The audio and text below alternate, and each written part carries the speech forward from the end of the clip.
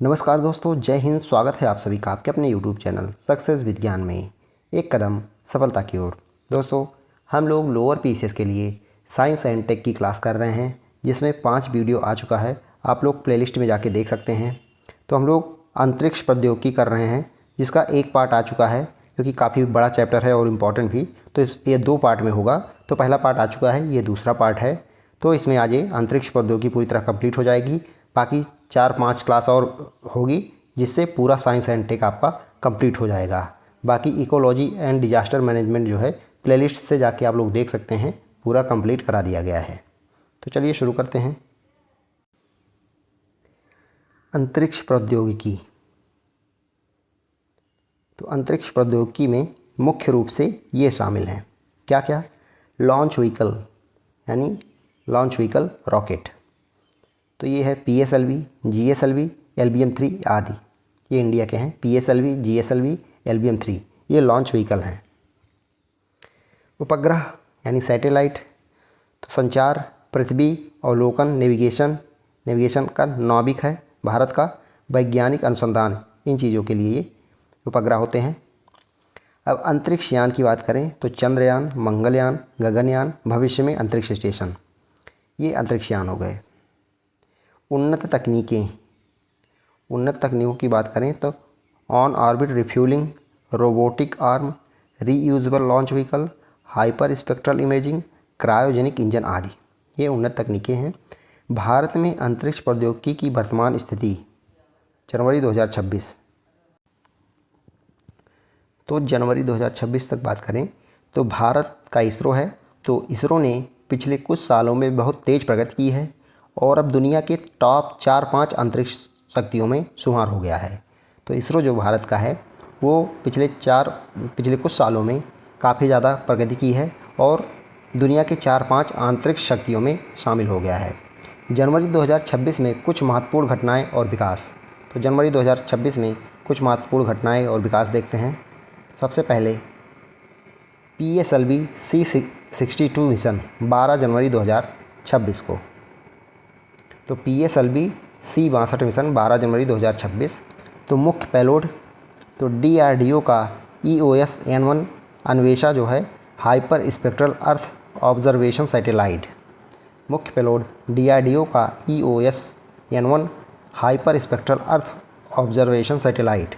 यह सैटेलाइट सीमा निगरानी, छिपे हुए लक्ष्यों की पहचान और पर्यावरण मॉनिटरिंग में क्रांति ला सकता है। इसके अलावा दुर्भाग्य से इस मिशन में 3rd स्टेज में तकनीकी खराबी आई और पूरा मिशन सफल नहीं हो पाया। तो 3rd स्टेज में जो है तकनीकी खराबी आ जाने के कारण ये मिशन पूरी तरह से सफल नहीं हो पाया, DRDO का EOS-N1। फिर भी कई सहयात्री पेलोड जो है और कुछ टेक्नोलॉजी डेमो से मूल्यवान डेटा मिला। पूरी तरह सफल नहीं रहा, फिर भी कई सहयात्री पेलोड और कुछ टेक्नोलॉजी डेमो से मूल्यवान डेटा प्राप्त हुआ। अब दूसरा है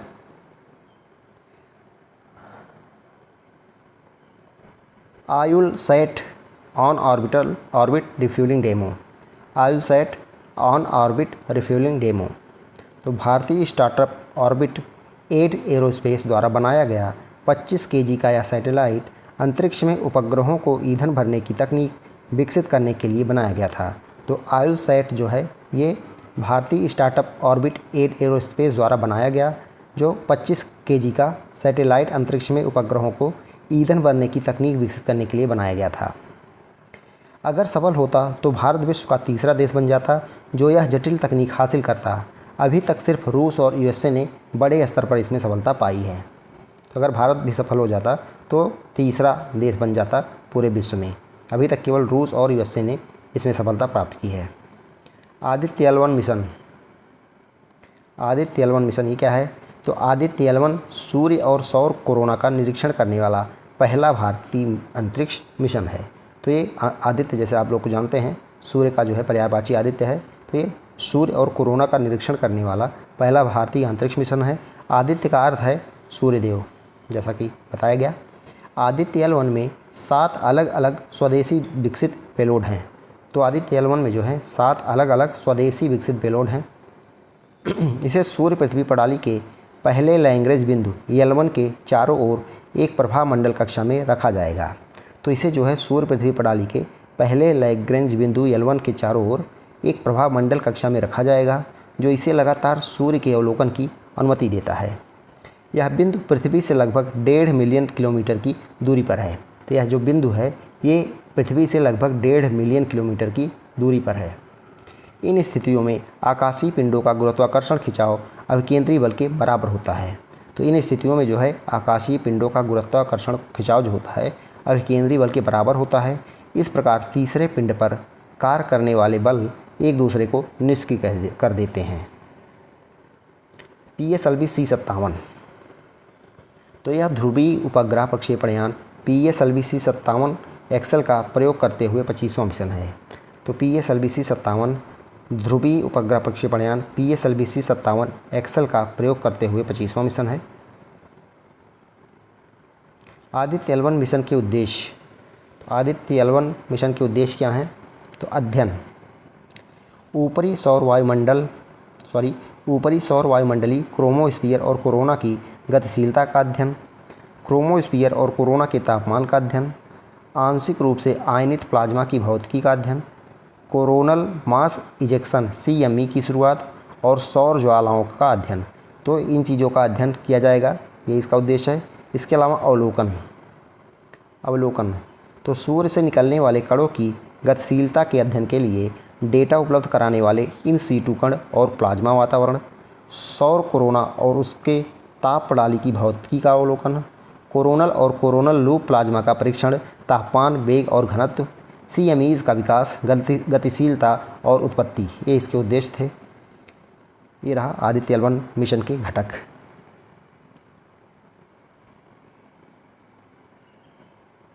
तो इस बिंदु पर जो है ये आदित्य L1 है, ये अर्थ है, ये L1 पे आदित्य L1 है। आदित्य L1 मिशन के घटक, रिमोट सेंसिंग पेलोड है इसमें।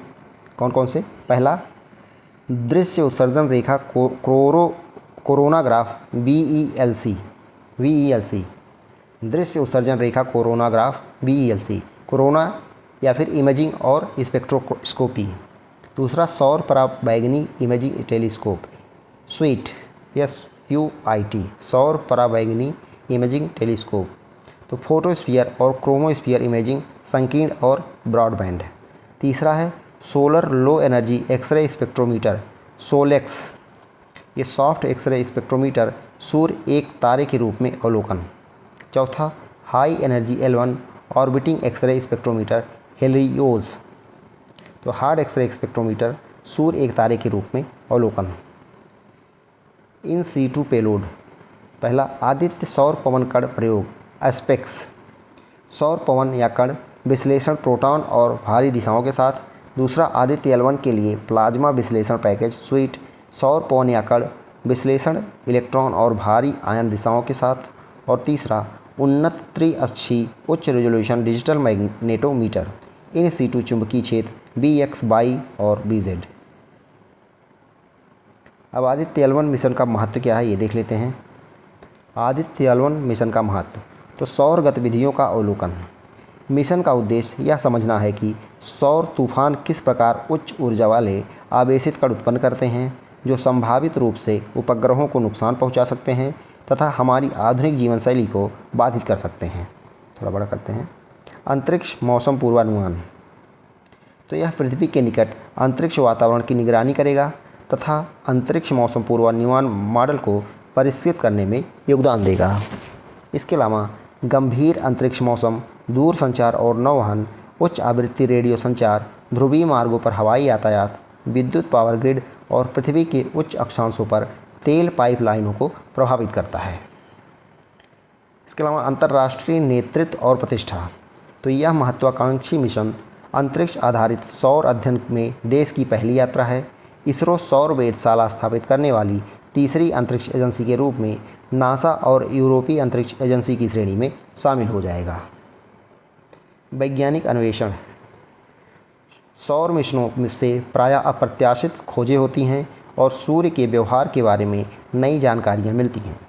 उदाहरण के लिए नासा द्वारा प्रक्षेपित पार्कर सोलर प्रोब ने सौर पवनों के बारे में नया डेटा उपलब्ध कराया है। तो नासा द्वारा प्रक्षेपित पार्कर सोलर प्रोब ने जो है सौर पवनों के बारे में नया डेटा उपलब्ध कराया है। संबंधित चुनौतियां क्या हैं ये देख लेते हैं।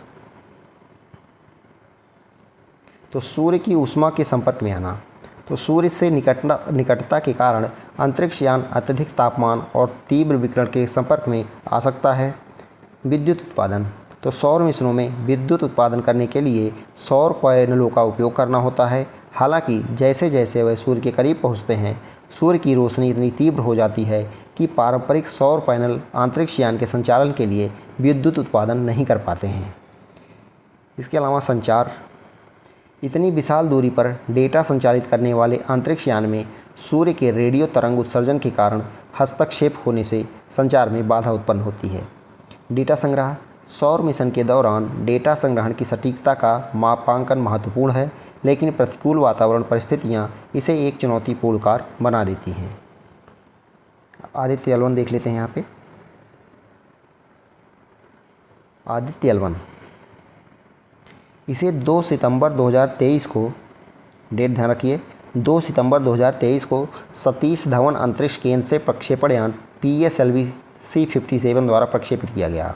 तो यहाँ पे आप लोग डेट ध्यान रखिए, 2 सितंबर 2023 को सतीश धवन अंतरिक्ष केंद्र से प्रक्षेपण यान, ध्यान रखिए, PSLV C57 द्वारा प्रक्षेपित किया गया। PSLV C57 2 सितंबर 2023। यह भारत का पहला सूर्य मिशन है। यह मुख्य रूप से सूर्य के क्रोकोस्फीयर और कोरोना का निरीक्षण करेगा। इसे सूर्य पृथ्वी प्रणाली के लैग्रेंज बिंदु 1 यानी L1 के चारों ओर स्थित एक प्रभा मंडल कक्षा यानी हैलो ऑर्बिट में स्थापित किया गया है। इसे वास्तविक समय में सौर गतिविधियों और अंतरिक्ष मौसम पर इसके प्रभाव को लगातार देखने का लाभ प्राप्त होगा। यहाँ पे विश्व के प्रमुख सोलर मिशन दिए गए हैं, ये हम लोग देख लेते हैं। मिशन का नाम हेलियोस 1। तो ये किस देश का है? ये USA और जर्मनी का है। USA जर्मनी का। लॉन्च तिथि है 10 दिसंबर 1974। प्रक्षेपण यान था टाइटन IIIE। तो उद्देश्य था इसका सूर्य के पास जाकर सौर पवन का अध्ययन। तो हेलियोस 1 जो है USA जर्मनी का, जो कि 10 दिसंबर 1974 को लॉन्च किया गया प्रक्षेपण यान टाइटन IIIE के द्वारा, और इसका उद्देश्य था सूर्य के पास जाकर सौर पवनों का अध्ययन करना। दूसरा देखते हैं हेलियोस। हेलियोस के बारे में देखते हैं। तो हेलियोस ये भी USA जर्मनी। इसकी लॉन्च तिथि है 15 जनवरी 1976। ये भी टाइटन IIIE प्रक्षेपण यान के थ्रू, और उद्देश्य इसका था सूर्य के चुंबकीय क्षेत्र का अध्ययन। अब आते हैं योहकोह। तो नाम से ही आपको पता लग रहा होगा, ये जापान का है, जाक्सा एजेंसी का। जापान का जो है स्पेस एजेंसी, जाक्सा बोलते हैं उसको। तो योहकोह जो है जापान जाक्सा का हो गया, और लॉन्च तिथि है इसकी 30 अगस्त 1991। प्रक्षेपण यान की बात करें तो M35II इसका जो है हो गया, और इसका उद्देश्य था सूर्य की कोरोना और फ्लेयर का अध्ययन।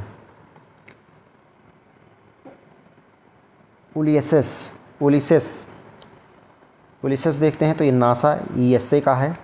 6 अक्टूबर 1990 को स्पेस शटल डिस्कवरी द्वारा ये प्रक्षेपित किया गया। इसका उद्देश्य था सूर्य के ध्रुवीय क्षेत्रों का अध्ययन।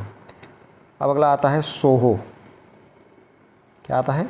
सोहो। ये नासा ESA का ये भी था। 2 सितंबर 1995 को एटलस 2AS द्वारा ये प्रक्षेपित किया गया। सूर्य की अंतरिक्ष संरचना और कोरोना का अध्ययन करना इसका उद्देश्य था। अगला है ट्रेस, जो कि नासा USA द्वारा अकेले किया गया, जो कि 2 अप्रैल 1998 को लॉन्च किया गया, और इसका प्रक्षेपण यान जो था पेगासस एक्सेल था, जो कि सूर्य की ऊपरी सतह का अध्ययन करने के लिए भेजा गया था। तो ये हो गए। इसके अलावा भी और कुछ हैं, देख लेते हैं। RHESSI रेसी, ये भी नासा USA का है। 5 फरवरी 2002 को पेगासस एक्सेल द्वारा ये भी प्रक्षेपित किया गया। इसका उद्देश्य था सौर फ्लेमेट व एक्सरे अध्ययन। अगला आता है हिनोड सोलर बी। हिनोर सोलर भी जो है ये जापान जाक्सा का 23 सितंबर 2006 को ये प्रक्षेपित किया गया MV रॉकेट के थ्रू, और इसका उद्देश्य सूर्य के चुंबकीय क्षेत्र का अध्ययन करना था। अगला आता है stereo A and B। Stereo A और B ये नासा USA का था। 26 अक्टूबर 2006 को ये प्रक्षेपित किया जाता है डेल्टा 2 के द्वारा। तो डेल्टा 2 प्रक्षेपण यान के द्वारा स्टीरियो A और B प्रक्षेपित किया जाता है 26 अक्टूबर 2006 को। इसका उद्देश्य था सूर्य की 3D तस्वीरें लेना। अगला आ जाता है आइरिस। आइरिस कहाँ का था? ये भी नासा USA का। कब प्रक्षेपित हुआ, लॉन्च हुआ? 27 जून 2013 को पेगासस XL के द्वारा, और इसका उद्देश्य था सूर्य के वायुमंडल का अध्ययन करना। अब आते हैं प्रोबा 2 पे। तो प्रोबा 2 जो है FSA USA का है। FSA USA का है प्रोबा 2, जो कि 2 नवंबर 2003 को लॉन्च किया जाता है, और ये रॉकोट द्वारा ये प्रक्षेपित किया जाता है। इसका उद्देश्य था सौर गतिविधि का अवलोकन। अब अगला आ जाता है पिकार्ड। पिकार्ड कहाँ का है? ये फ्रांस CNES का। पिकार्ड फ्रांस CNES का है। ये 15 जून 2010 को प्रक्षेपित किया जाता है, लॉन्च किया जाता है DNEPR प्रक्षेपण यान के थ्रू, और इसका उद्देश्य था सूर्य के आकार और ऊर्जा का अध्ययन।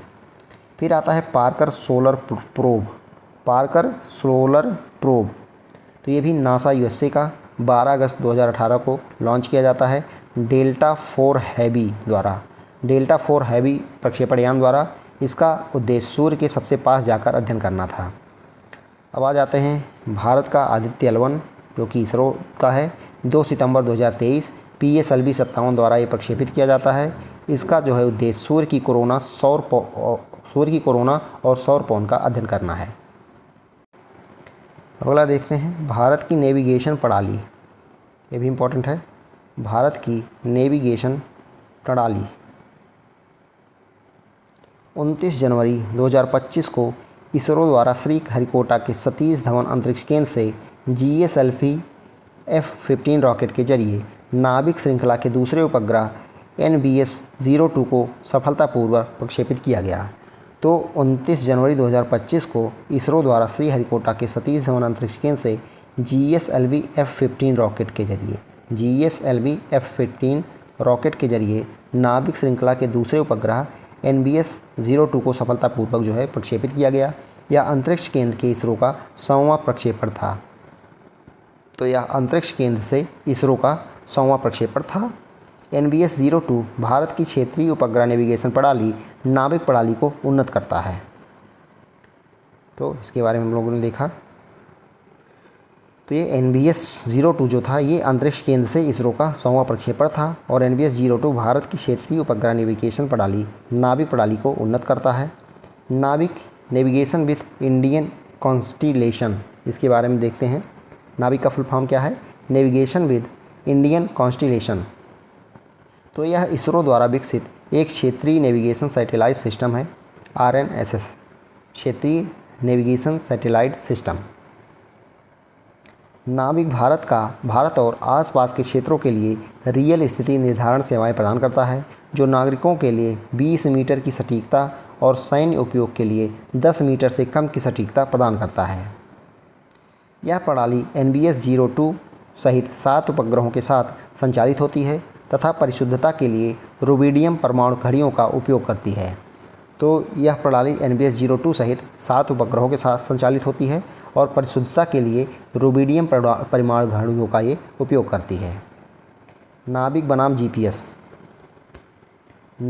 GPS सटीकता की बात करें तो नाभिक उच्च सटीकता लगभग 5 मीटर प्रदान करता है, जबकि GPS लगभग 20 मीटर परिशुद्धता प्रदान करता है। तो GPS से ये बढ़िया है अपना नाभिक। कवरेज की बात करें तो नाभिक क्षेत्रीय भारत प्लस 1500 मीटर के लिए है, जबकि GPS जो है ये वैश्विक है। तो नाभिक जो है भारत और भारत के आसपास 1500 किलोमीटर के लिए है, जबकि GPS है ये पूरा वैश्विक है, पूरे विश्व में है। निर्माता तो नाभिक को इसरो भारत द्वारा विकसित किया गया है, जबकि GPS को अमेरिका रक्षा विभाग द्वारा विकसित किया गया है। उपग्रह तारामंडल नाभिक कुल 7 उपग्रहों का उपयोग करता है, जबकि GPS जो है कुल 31 उपग्रहों के साथ कार्य करता है। तो अपना जो नाभिक है ये कुल 7 उपग्रहों का उपयोग करता है, जबकि GPS जो है 31 उपग्रहों का उपयोग करता है। नाविक का महत्व।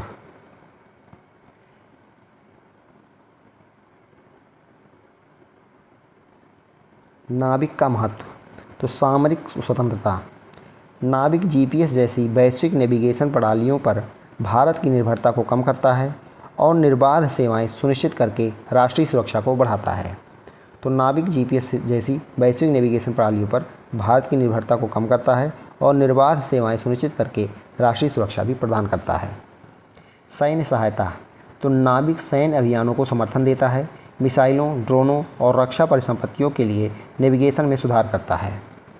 उन्नत राष्ट्रीय सुरक्षा तो यह सुनिश्चित करता है कि भारत अपने महत्वपूर्ण नौवहन बुनियादी ढांचे को नियंत्रित और सुरक्षित कर सके, जो राष्ट्रीय सुरक्षा और रक्षा अनुप्रयोगों के लिए महत्वपूर्ण है।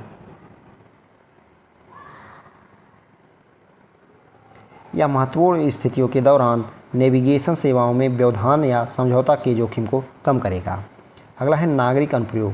तो यह प्रणाली सटीक भौगोलिक स्थिति डेटा प्रदान करके परिवहन, विमानन, आपदा प्रबंधन और कृषि में सहायता करती है। वैश्विक स्तर पर मान नाविक को श्रीलंका, नेपाल और भूटान जैसे पड़ोसी देशों में अपनाया जा रहा है, जो क्षेत्रीय अंतरिक्ष प्रौद्योगिकी में भारत के प्रभाव को प्रदर्शित करता है। डिजिटल अर्थव्यवस्था तो नाविक की बढ़ी हुई सटीकता लॉजिस्टिक्स, ई-कॉमर्स और स्वचालित वाहनों जैसे क्षेत्रों का समर्थन करती है, जो रियल टाइम में नेविगेशन डेटा पर निर्भर करते हैं। अब विश्वसनीयता में सुधार तो नाविक विशेष रूप से भारतीय उपमहाद्वीप और आसपास के क्षेत्रों में अत्यधिक सटीक और विश्वसनीय स्थिति और समय की जानकारी प्रदान करता है। आपदा प्रबंधन, कृषि, शहरी नियोजन और परिवहन सहित विभिन्न अनुप्रयोगों के लिए आवश्यक है, जिससे निर्णय लेने और संसाधन आवंटन में अधिक दक्षता आती है। अब वैश्विक विस्तार तो भारत का उद्देश्य नाविक के वैश्विक एकीकरण का विस्तार करना तथा इसकी सेवाओं का विस्तार करना और अंतर्राष्ट्रीय साझेदारों के साथ संबंधों को मजबूत करना है। अन्य उपग्रह प्रणालियों जैसे जीपीएस गैलीलियो के साथ नाविक की अंतर संचालनीयता इसकी उपयोगिता और विश्वसनीयता को और बढ़ाएगी। अब उपयोग के मामलों और नवाचार का विस्तार। उपयोग के मामलों और नवाचार का विस्तार तो नाविक के एकीकरण से स्थान आधारित सेवाओं, नेविगेशन ऐप्स और स्थानीय प्राथमिकताओं और आवश्यकताओं के अनुरूप नवीन समाधानों की एक विस्तृत श्रृंखला के लिए अवसर खुलते हैं। इससे उद्यमशीलता, ऐप विकास, पारिस्थितिकी तंत्र और प्रौद्योगिकी में नवाचार को बढ़ावा मिलता है। नाविक उपग्रह आधारित नेविगेशन में भारत की आत्मनिर्भरता की दिशा में एक महत्वपूर्ण कदम है। तो नाविक उपग्रह आधारित नेविगेशन में भारत की आत्मनिर्भरता की दिशा में एक महत्वपूर्ण कदम है। बेहतर क्षेत्रीय सटीकता और रणनीतिक स्वतंत्रता के साथ यह राष्ट्रीय सुरक्षा को बढ़ाता है और विविध नागरिक और वाणिज्यिक अनुप्रयोगों का समर्थन करता है। जीपीएस स्पूफिंग ये क्या है? जीपीएस स्पूफिंग संदर्भ तो हाल ही में नागरिक विमानन महानिदेशालय डीजीसीए ने हवाई क्षेत्र में global navigation satellite system GNSS के साथ हस्तक्षेप पर एक सलाहकारी परिपत्र जारी किया है, जिसमें विमान संचालन के लिए जीएनएसएस जैमिंग और स्पूफिंग के खतरों पर प्रकाश डाला गया है। ग्लोबल पोजिशनिंग सिस्टम जीपीएस के बारे में। यह एक उपग्रह आधारित रेडियो नेविगेशन सिस्टम है जिसका उपयोग निगरानी और नियंत्रण के लिए किया जाता है। तो ग्लोबल पोजिशनिंग सिस्टम जीपीएस के बारे में जाने तो यह एक उपग्रह आधारित रेडियो नेविगेशन सिस्टम है जिसका उपयोग निगरानी और नियंत्रण के लिए किया जाता है। जीपीएस एक अमेरिकी स्वामित्व वाली सुविधा है जो उपयोगकर्ताओं को स्थिति निर्धारण, नेविगेशन और समय निर्धारण सेवाएं प्रदान करती है। Global navigation satellite system GNSS के बारे में। Global navigation satellite system GNSS के बारे में देखें तो कोई भी उपग्रह समूह जो वैश्विक या क्षेत्रीय आधार पर स्थिति निर्धारण, नेविगेशन और समय निर्धारण पीएनटी सेवाएं प्रदान करता है वो जीएनएसएस होता है। जीपीएस स्पूफिंग के बारे में ये इम्पॉर्टेंट है। जीपीएस स्पूफिंग ये क्या है? तो ग्लोबल पोजिशनिंग सिस्टम यानी जीपीएस स्पूफिंग एक ऐसा हमला है जिसका उद्देश्य जीपीएस सक्षम डिवाइस के मूल स्थान को ओवरराइड करना है। हमलावर एक रेडियो ट्रांसमीटर का उपयोग करता है जो नकली जीपीएस सिग्नल प्रसारित करता है और आसपास के जीपीएस रिसीवर में हस्तक्षेप करता है। परिणाम स्वरूप वह डिवाइस नकली जीपीएस स्थान प्रदर्शित करने लगते हैं। तो इसको जीपीएस स्पूफिंग बोलते हैं। उदाहरण के लिए हालिया रिपोर्ट बताती है कि इजराइल ने ईरान से मिसाइल खतरों के खिलाफ बचाव उपाय के रूप में जीपीएस स्पूफिंग तकनीक का प्रयोग किया। जीपीएस स्पूफिंग के निहितार्थ, तो मार्ग विचलन, तो ग्लोबल पोजीशनिंग विमान को उनके इच्छित मार्ग से भटका सकता है, जिससे संभावित घुसपैठ या टकराव हो सकता है। नेविगेशन त्रुटियाँ, तो ग्लोबल नेविगेशन सैटेलाइट सिस्टम यानी जीएनएसएस के साथ हस्तक्षेप के परिणामस्वरूप ईंधन गणना, उड़ान प्रबंधन प्रणाली और नेविगेशन डिस्प्ले पर गलत डेटा दिखाई दे सकता है। सुरक्षा जोखिम, तो गलत जीपीएस डेटा के परिणामस्वरूप ऊंचाई, गति और दिशा का गलत अनुमान लगाया जा सकता है, जिससे दुर्घटनाओं की आशंका बढ़ जाती है, खासकर उड़ान के महत्वपूर्ण चरणों जैसे टेक ऑफ, लैंडिंग और मार्ग के दौरान। सुरक्षा संबंधित खतरे, जीपीएस स्पूफिंग का दुर्भावनापूर्ण उपयोग विमानन परिचालन को बाधित करने के लिए किया जा सकता है, जिससे हवाई अड्डों, वायु क्षेत्र और वायु यातायात प्रबंधन प्रणालियों के लिए सुरक्षा खतरा पैदा हो सकता है। वित्तीय हानि, तो जीपीएस स्पूफिंग की घटनाओं के कारण होने वाले व्यवधानों के परिणामस्वरूप उड़ानों में विलंब, मार्ग परिवर्तन हो सकता है, जिससे एयरलाइनों, हवाई अड्डों और यात्रियों को वित्तीय नुकसान हो सकता है।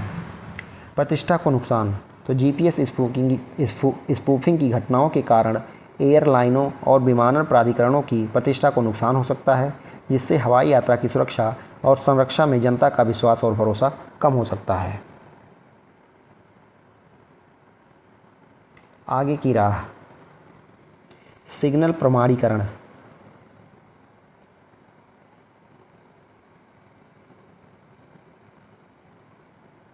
सिग्नल प्रमाणीकरण, तो जीपीएस सिग्नल को प्रमाणित करने वाली तकनीकों को लागू करना ताकि प्रामाणिकता को सत्यापित किया जा सके और स्पूफ किए गए सिग्नल का पता लगाया जा सके। एन्क्रिप्शन, तो जीपीएस सिग्नल को सुरक्षित करने और अनधिकृत पहुंच या हेरफेर को रोकने के लिए एन्क्रिप्शन तकनीकों का नियोजित करना। मल्टी सेंसस फ्यूज़न, तो स्थिति संबंधी जानकारी की पारस्परिक पुष्टि करने और विसंगतियों का पता लगाने के लिए रडार, जड़त्वीय नेविगेशन प्रणाली, इसके अलावा और भू आधारित नेविगेशन सहायता और अनेक सेंसरों से प्राप्त डेटा को एकीकृत करना। एक बार फिर से देखते हैं। मल्टी सेंसस फ्यूजन, स्थिति संबंधी जानकारी की पारस्परिक पुष्टि करने और विसंगतियों का पता लगाने के लिए रडार, जड़त्वीय नेविगेशन प्रणाली यानी इनर्शियल नेविगेशन सिस्टम और भू आधारित नेविगेशन, ग्राउंड बेस्ड नेविगेशन सहायता जैसे अनेक सेंसरों से प्राप्त डेटा को एकीकृत करना।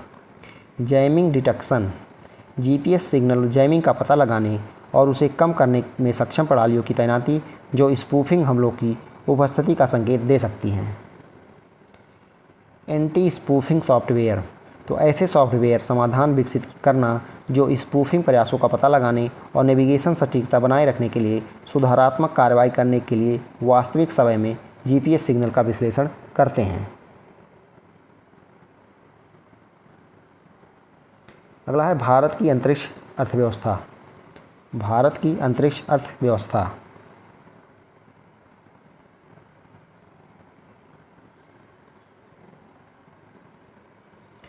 विश्व आर्थिक मंच WEF की एक हालिया रिपोर्ट के अनुसार वैश्विक अंतरिक्ष अर्थव्यवस्था वर्ष 2025 तक $1.8 ट्रिलियन तक पहुंचने की संभावना है। तो WEF की एक रिपोर्ट की माने तो वैश्विक अंतरिक्ष अर्थव्यवस्था वर्ष 2035 तक $1.8 ट्रिलियन तक पहुंचने की संभावना है। अंतरिक्ष अर्थव्यवस्था क्या है? तो OECD द्वारा अंतरिक्ष अर्थव्यवस्था को गतिविधियों की पूरी श्रृंखला और संसाधनों के उपयोग के रूप में परिभाषित किया गया है, जो अंतरिक्ष के अन्वेषण, शोध, समझ, प्रबंधन और उपयोग के दौरान मानव के लिए मूल्य और लाभ जो है सृजित करते हैं। इसमें अंतरिक्ष में उपयोग के लिए अंतरिक्ष में ही उत्पादित वस्तुओं और सेवाओं को भी शामिल किया गया है। भारत की अंतरिक्ष अर्थव्यवस्था, तो वैश्विक भागीदारी, वर्तमान में वैश्विक अंतरिक्ष अर्थव्यवस्था का लगभग 2% है। तो वैश्विक भागीदारी भारत की जो है लगभग 2% है वैश्विक अंतरिक्ष अर्थव्यवस्था का। संभावित वृद्धि, तो वर्ष 2033 तक इसके $44 बिलियन तक पहुंचने और वैश्विक हिस्से का 8% प्राप्त करने का अनुमान है। तो 2033 तक बात करें तो इसका 44 बिलियन डॉलर तक पहुंच जाएगा और लगभग वैश्विक हिस्से का 8% प्राप्त कर लेगा। आकार की बात करें तो भारतीय अंतरिक्ष अर्थव्यवस्था का आकार 8.4 बिलियन डॉलर है, यानी यूएस डॉलर है, जिसमें डाउन स्ट्रीम सेवाओं का 80% हिस्सा निजी क्षेत्र के पास है। CAGR औसत वार्षिक वृद्धि दर जो है ये 8% है।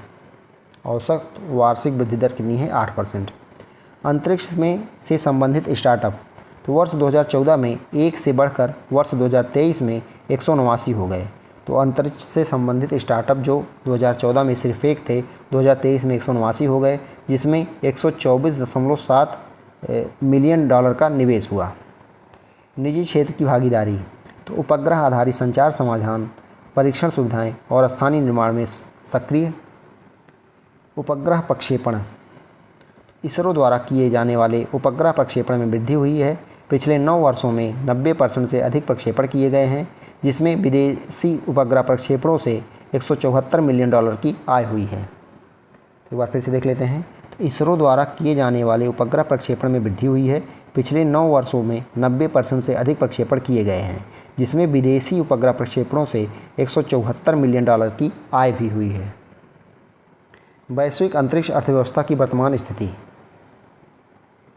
ये देख लेते हैं हम लोग।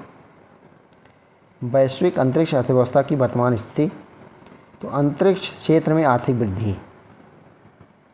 वैश्विक अंतरिक्ष अर्थव्यवस्था 2023 में 630 अरब डॉलर तक पहुंच गई और वर्ष 2035 तक लगभग 3 गुना बढ़कर 1.8 ट्रिलियन डॉलर होने का अनुमान है। तो वैश्विक अंतरिक्ष अर्थव्यवस्था जो है 2023 में 630 अरब डॉलर तक पहुंच चुकी है और वर्ष 2035 तक 3 गुना बढ़कर 1.8 ट्रिलियन डॉलर होने का अनुमान है, जो वैश्विक GDP वृद्धि से आगे निकल जाएगी, जो कि वैश्विक GDP वृद्धि दर से भी आगे निकल जाएगी WEF के द्वारा।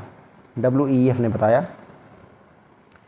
क्षेत्रीय प्रभाव तो 2035 तक अंतरिक्ष अर्थव्यवस्था की 60% से अधिक वृद्धि आपूर्ति श्रृंखला और परिवहन, खाद्य तथा पेय पदार्थ, रक्षा, खुदरा उपभोक्ता वस्तुओं और जीवन शैली एवं डिजिटल संचार जैसे उद्योगों द्वारा संचालित होने की संभावना है।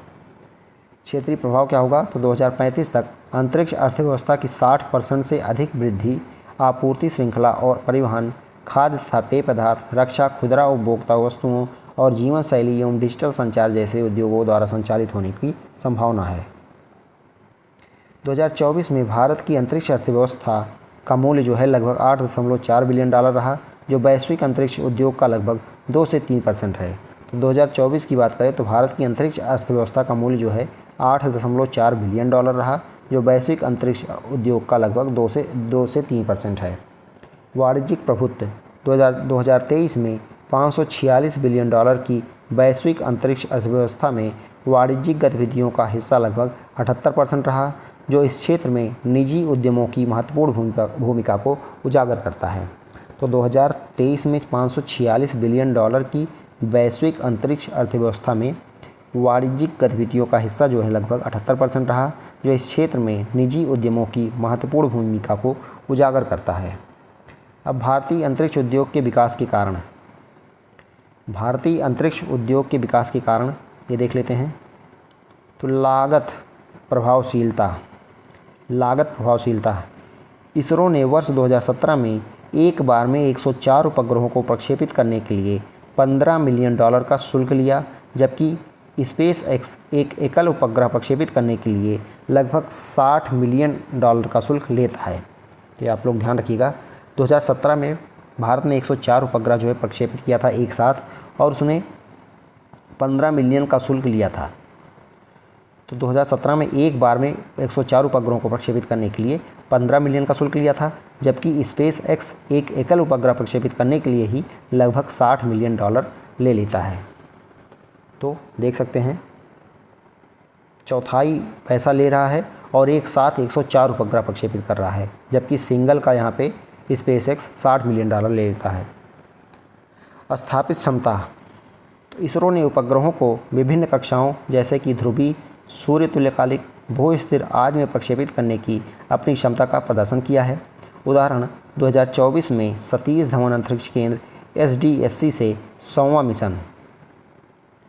अंतर्राष्ट्रीय सहयोग तो इसरो प्रशिक्षण, परामर्श, तकनीकी सहायता आदि प्रदान करके अन्य देशों, विशेष रूप से विकासशील देशों में अंतरिक्ष क्षमताओं और अनुप्रयोगों के विकास का समर्थन कर रहा है।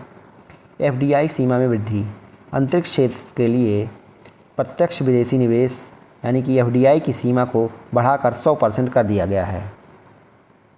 निजी क्षेत्र का समर्थन। इसरो मार्गदर्शन, समर्थन, प्राधिकरण और अपनी सुविधाओं तक पहुंच प्रदान करके निजी भागीदारों और स्टार्टअप की भागीदारी को प्रोत्साहित कर रहा है। उदाहरण, स्काई रूट एयरोस्पेस का विक्रम एस मिशन, भारत निजी तौर पर निर्मित रॉकेट प्रक्षेपण। अंतरिक्ष अर्थव्यवस्था के विकास में चुनौतियाँ। तो अंतरिक्ष अर्थव्यवस्था के विकास में चुनौतियाँ क्या हैं, ये भी हम लोग देख लेते हैं। तो स्टार्टअप के लिए विनियामक पारिस्थितिकी तंत्र का अभाव। स्टार्टअप के लिए विनियामक पारिस्थितिकी तंत्र का अभाव। भारतीय स्टार्टअप के में विनियामक स्पष्टता का अभाव है, जो उनके विकास में बाधा डालता है। अगला, वैश्विक अर्थव्यवस्था में न्यूनतम हिस्सेदारी। तो वैश्विक बाजार में भारत की हिस्सेदारी केवल 2% होने का अनुमान है। भारत को वैश्विक हिस्सेदारी बढ़ाने के लिए भागीदारों के साथ सहयोग करना चाहिए। विवाद निपटान तंत्र का अभाव। विवाद निपटान तंत्र का अभाव। एंट्रिक्स देवास मामले में देखी गई मजबूत विवाद निपटान तंत्र की अनुपलब्धता अंतरिक्ष क्षेत्र में निजी निवेश को हतोत्साहित करती है। कम बजटीय आवंटन। भारत का अंतरिक्ष बजट जो है नासा के बजट से अत्यंत अल्प है, यानी कम है। 2025-26 के लिए इसरो का बजट लगभग 13,416.2 करोड़ रुपए, लगभग $1.6 बिलियन है, जबकि इसी अवधि के लिए नासा का बजट $25 बिलियन है। तो भारत का लगभग $1.6 बिलियन, जबकि नासा का $25 बिलियन।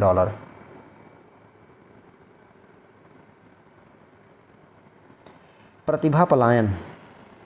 तो भारत अपने अंतरिक्ष क्षेत्र में प्रतिभा पलायन का सामना कर रहा है, क्योंकि अग्रणी प्रतिभा नासा और ईएसए जैसे संगठनों में बेहतर अवसर और उपयुक्त वातावरण की तलाश कर रहे हैं। कुशल कार्यबल की कमी। तो अंतरिक्ष क्षेत्र को एरोस्पेस इंजीनियरिंग, खगोल भौतिकी और रॉकेट विज्ञान जैसे क्षेत्रों में अत्यधिक कुशल कार्यबल की आवश्यकता है।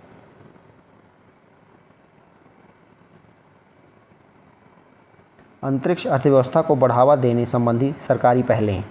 तो भारतीय अंतरिक्ष संघ ISPA का गठन। भारतीय अंतरिक्ष संघ ISPA का गठन। भारतीय अंतरिक्ष नीति 2023। अंतरिक्ष क्षेत्र में 100% FDI। तो भारतीय अंतरिक्ष नीति 2023 के थ्रू अंतरिक्ष क्षेत्र में 100% प्रत्यक्ष विदेशी निवेश यानी FDI लागू कर दी गई है। New space India limited NSIL की स्थापना। New space India limited NSIL की स्थापना। और इन स्पेस या इसरो और निजी संस्थाओं के बीच सिंगल विंडो एजेंसी है। इन स्पेस क्या है? तो ये इसरो और निजी संस्थाओं के बीच सिंगल विंडो एजेंसी है। आगे की राह क्या है ये देखते हैं। तो अंतरिक्ष क्षेत्र की आक्रामक और रक्षात्मक क्षमताओं को मजबूत करने के लिए राष्ट्रीय साइबर सुरक्षा रणनीति को अपनाना। इसरो को प्रतिदिन 100 से अधिक साइबर हमलों का सामना करना पड़ता है, इसलिए भारत को भी अपनी सुरक्षा संबंधी समस्याओं की जांच के लिए उपग्रह हैकिंग सैंडबॉक्स स्थापित करके अमेरिका के उदाहरण का अनुसरण करना चाहिए। अंतरिक्ष बजट। तो संसाधन केंद्रों और अंतरिक्ष मानकों को बढ़ावा देने के लिए अंतरिक्ष बजट आवंटन को सकल घरेलू उत्पाद के 0.04% से बढ़ाकर कम से कम 0.5% किया जाना चाहिए, जो कि अभी GDP का 0.04% ही बजट आवंटित किया जाता है अंतरिक्ष के लिए, उसे कम से कम 0.5% तो किया ही जाना चाहिए। संयुक्त निगरानी और घटना प्रतिक्रिया अभ्यास के लिए क्वाड के अंतरिक्ष सहयोग के अंतर्गत अंतरिक्ष आपूर्ति लचीलापन और सुरक्षा श्रृंखला बढ़ाने के लिए इंडियन स्पेस रेजिलियंस एजेंसी की स्थापना करना। अंतरिक्ष बल का गठन। उपग्रह नेटवर्क रक्षा को मजबूत करना और उभरते अंतरिक्ष प्रदेश अमेरिका की तरह में विरोधी नेटवर्क के खिलाफ मुखर कार्रवाई करना। निजी क्षेत्रों को शामिल करना तथा अमेरिका और लग्जमबर्ग के समान अनुकूल विनियामक तथा कर वातावरण के साथ स्टार्टअप को प्रोत्साहित करना। भारत में निजी अंतरिक्ष कंपनियां। तो भारत में निजी अंतरिक्ष कंपनियां कौन सी हैं? तो स्काई रूट एरोस्पेस, इसके द्वारा विक्रम एस रॉकेट विकसित किया गया है, जिसने वर्ष 2023 में अपनी पहली उड़ान भरी। यह एक छोटा उपग्रह प्रक्षेपण यान है। ध्रुव स्पेस, तो नैनो सैटेलाइट्स और माइक्रो सैटेलाइट्स में विशेषज्ञता, जिसमें पहले से कई प्रक्षेपण पूरे हो चुके हैं और आगे और भी प्रक्षेपण की योजना है। अग्निकुल कॉस्मोस, इस निजी कंपनी ने निम्न भूकक्षा लियो में छोटे उपग्रहों के लिए समर्पित पूरी तरह से अनुकूल योग्य तथा परिवहन योग्य अग्निबाण नामक प्रक्षेपण यान का निर्माण किया है।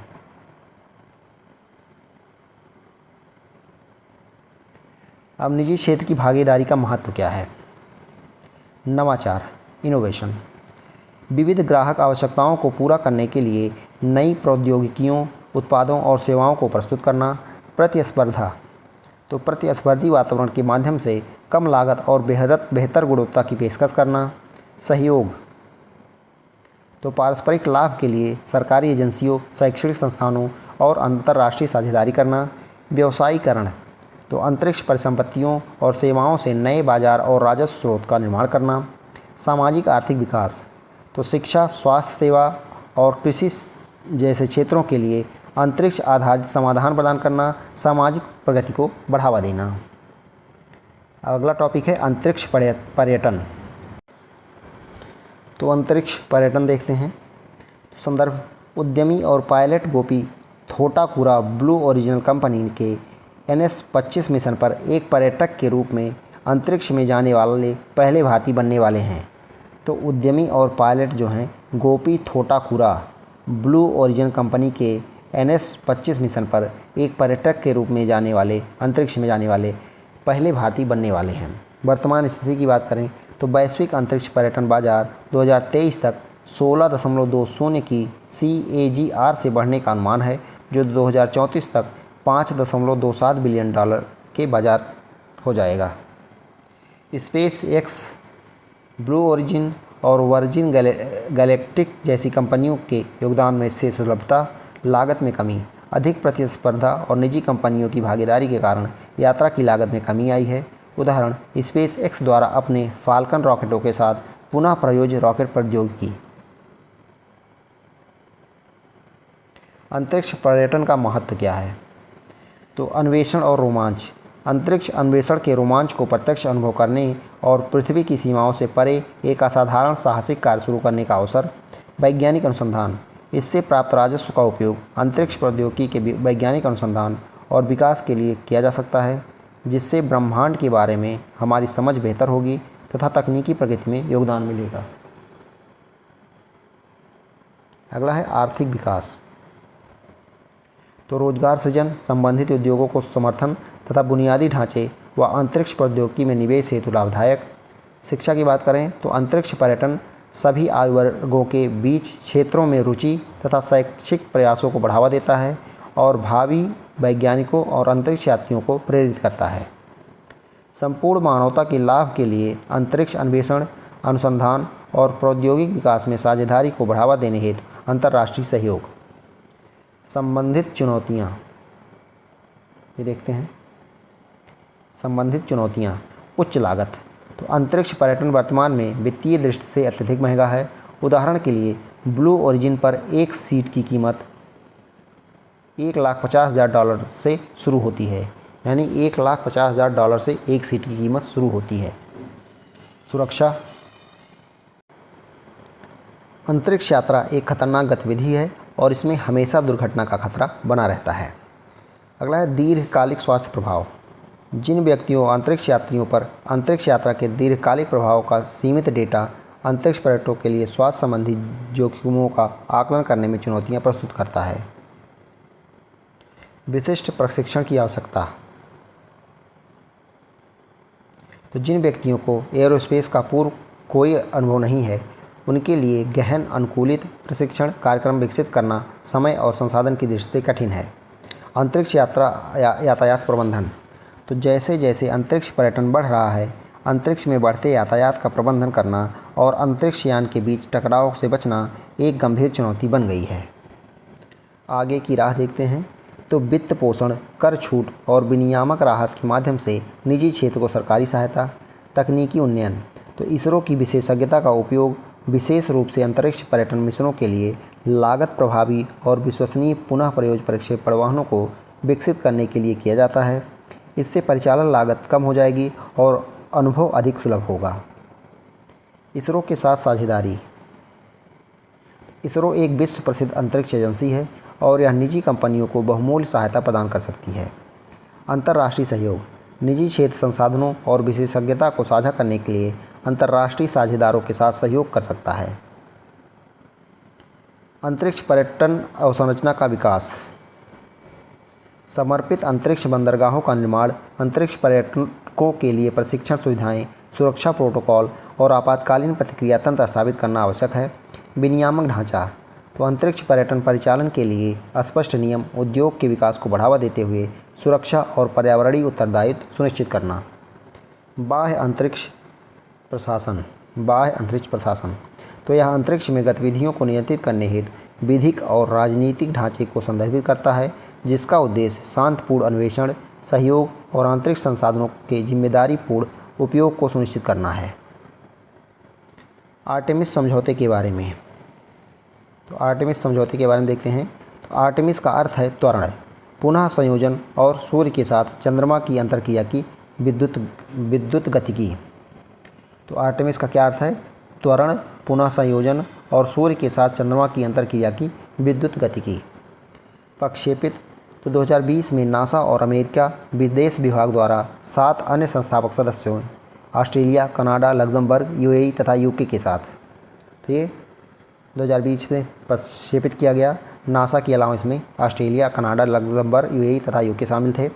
कानूनी आधार। तो प्रमुख अंतर्राष्ट्रीय संधियों जैसे कि बाह्य अंतरिक्ष संधि 1967, बचाव समझौता और पंजीकरण कन्वेंशन पर आधारित। प्रकृति क्या है? तो उत्तरदायी नागरिक अंतरिक्ष अन्वेषण के लिए स्वैच्छिक गैर बाध्यकारी ढांचा। आर्टेमिस समझौते और संयुक्त राष्ट्र की 5 प्रमुख संधियों में से 4 पर हस्ताक्षर है। आर्टेमिस समझौते और संयुक्त राष्ट्र की 5 प्रमुख संधियों में से 4 पर हस्ताक्षर है। नासा का आर्टेमिस कार्यक्रम चंद्रमा मिशन। नासा का आर्टेमिस कार्यक्रम चंद्रमा मिशन, ये देखते हैं। तो 2022 में आर्टेमिस 1 मिशन, एक मानव रहित ओरियन यान चंद्रमा की चारों ओर चक्कर लगाकर 11 दिसंबर 2022 को पृथ्वी पर वापस आ गया। आर्टेमिस द्वितीय प्रक्षेपण। यह आर्टेमिस कार्यक्रम के तहत पहला मानवयुक्त मिशन होगा, जिसमें 10 दिवसीय मिशन के दौरान 4 अंतरिक्ष यात्रियों को शामिल करने की योजना है। आर्टेमिस 3, तो चंद्रमा पर पहली महिला अंतरिक्ष यात्री और पहले अश्वेत अंतरिक्ष यात्री को उतारना। आर्टेमिस 3 पे जो है चंद्रमा पर पहले महिला अंतरिक्ष यात्री और पहले अश्वेत अंतरिक्ष यात्री को उतारना। आर्टेमिस समझौते के प्रमुख सिद्धांत। तो शांतिपूर्ण उद्देश्य। अंतरिक्ष में सभी गतिविधियां शांतिपूर्ण उद्देश्यों के लिए संचालित की जानी चाहिए। पारदर्शिता। तो प्रतिभागी अपनी अंतरिक्ष नीतियों और योजनाओं को खुले तौर पर साझा करने के लिए प्रतिबद्ध है। अगला है अंतर संचालनीयता। अंतर संचालनीयता। प्रणालियों और मिशन अंतर्राष्ट्रीय स्तर पर संगत और समन्वित होने चाहिए। अगला है अंतरिक्ष वस्तुओं का पंजीकरण। तो सभी प्रक्षेपित वस्तुओं को अंतर्राष्ट्रीय गतिविधियों का समन्वय किया जाना चाहिए। गतिविधियों का समन्वयन। हानिकारक हस्तक्षेप से बचने के लिए अंतरिक्ष गतिविधियों का समन्वयन किया जाना चाहिए।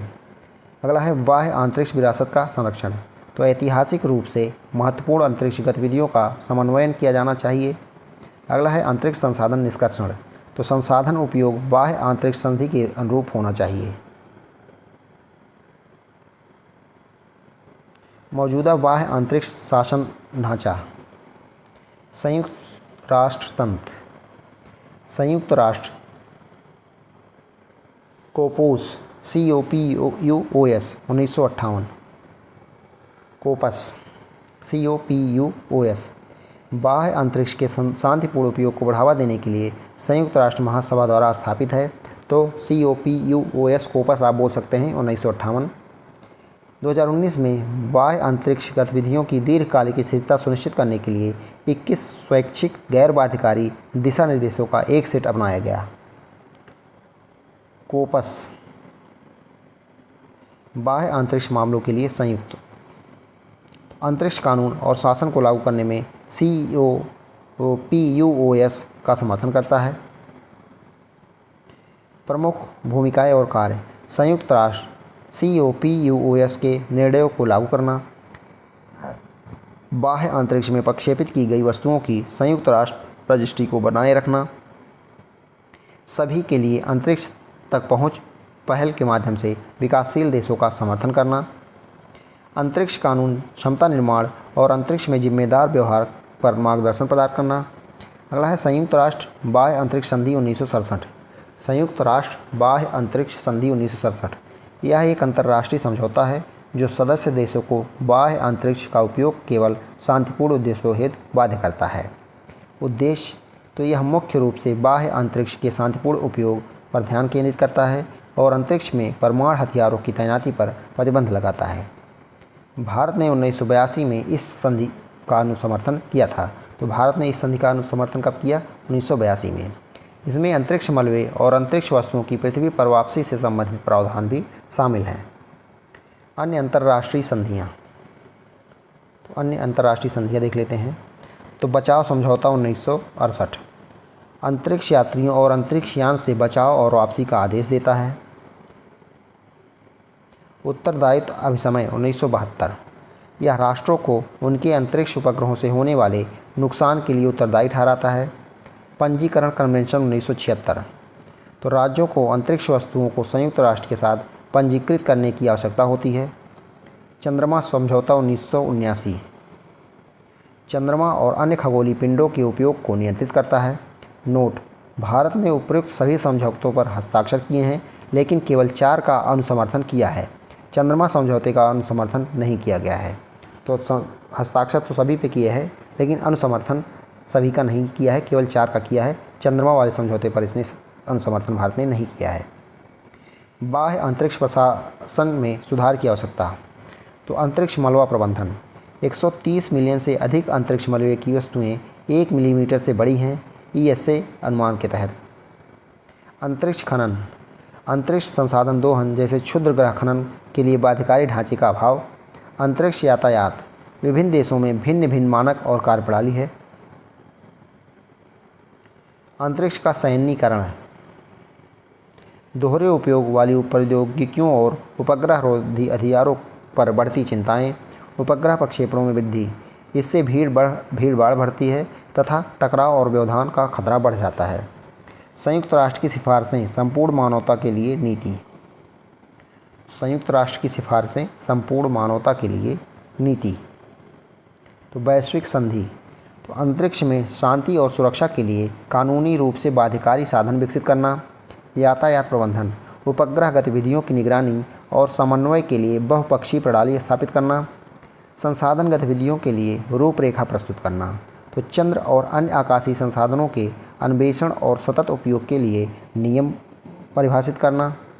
समावेशी शासन, तो वाणिज्यिक संस्थाओं, नागरिक समाज और विकासशील देशों को शासन तंत्र में शामिल करना। अंतरिक्ष स्थिरता संबंधी चुनौतियाँ। अंतरिक्ष स्थिरता संबंधी चुनौतियाँ, तो अंतरिक्ष स्थिरता से तात्पर्य अंतरिक्ष संसाधनों का उपयोग शांतिपूर्ण उद्देश्यों और सामाजिक आर्थिक लाभ के लिए करना है, जिससे पर्यावरण को नुकसान न पहुँचे या भविष्य की पीढ़ियों की आवश्यकताओं के साथ समझौता न हो। अप्रैल 2025 तक यूरोपीय अंतरिक्ष एजेंसी ESA की एक रिपोर्ट के अनुसार अंतरिक्ष निगरानी नेटवर्क द्वारा पृथ्वी की कक्षा में लगभग 40,000 वस्तुओं पर नज़र रखी जा रही है। सीमित स्थान, जैसे जैसे अंतरिक्ष गतिविधियाँ बढ़ती हैं, कक्षीय स्लॉट, रेडियो आवृत्तियों और लैंडिंग स्थलों के लिए प्रतिस्पर्धा बढ़ती जाती है। प्रक्षेपण यानों द्वारा उत्सर्जन, प्रक्षेपण यानों से CO2 ब्लैक कार्बन, जो CO2 की तुलना में 500 गुना अधिक ऊष्मा अवशोषित करता है और जलवाष्प उत्सर्जित होता है, जो ग्लोबल वार्मिंग और ओजोन परत के क्षरण में योगदान करता है। विनिर्माण पदचिह्न, उपग्रह उत्पादन और प्रणोदन प्रणालियों में ऊर्जा गहन प्रक्रियाएं शामिल हैं और ये ग्रीन हाउस गैस उत्सर्जन में योगदान करती हैं। अगला है अंतरिक्ष यातायात प्रबंधन। प्रभावी अंतरिक्ष यातायात प्रबंधन का अभाव, जो कक्षा में टकराव के जोखिम को बढ़ाता है तथा अंतरिक्ष यान संचालन में सुरक्षा चुनौतियां प्रस्तुत करता है। अंतरिक्ष का मौसम, सौर ज्वाला और भूचुंबकीय तूफानों सहित अंतरिक्ष मौसम उपग्रह कार्यों और स्थलीय संचार को बाधित करके अंतरिक्ष स्थिरता के लिए चुनौतियां प्रस्तुत करता है। अंतरिक्ष स्थिरता प्राप्त करने संबंधी सुझाव। अंतरिक्ष मलबे का निपटान। अंतरिक्ष मलबे के निर्माण को कम करने संबंधी उपायों को अपनाना। अंतरिक्ष मलबे का निपटान। तो अंतरिक्ष मलबे के निर्माण को कम करने संबंधी उपायों को अपनाना, जैसे उपग्रहों और रॉकेटों पर का नियंत्रित पुनः प्रवेश या निर्दिष्ट कक्षाओं में निपटान के लिए डिज़ाइन करना। इसरो द्वारा अंतरिक्ष परिसंपत्तियों की सुरक्षा की योजना बनाने में सहायता के लिए अंतरिक्ष मलबे की निगरानी हेतु प्रोजेक्ट नेत्र की शुरुआत की गई है। तो इसरो द्वारा अंतरिक्ष परिसंपत्तियों की सुरक्षा की योजना बनाने में सहायता के लिए जो है अंतरिक्ष मलबे की निगरानी हेतु प्रोजेक्ट नेत्र की शुरुआत की गई है। तो प्रोजेक्ट नेत्र की शुरुआत इसरो द्वारा की गई है।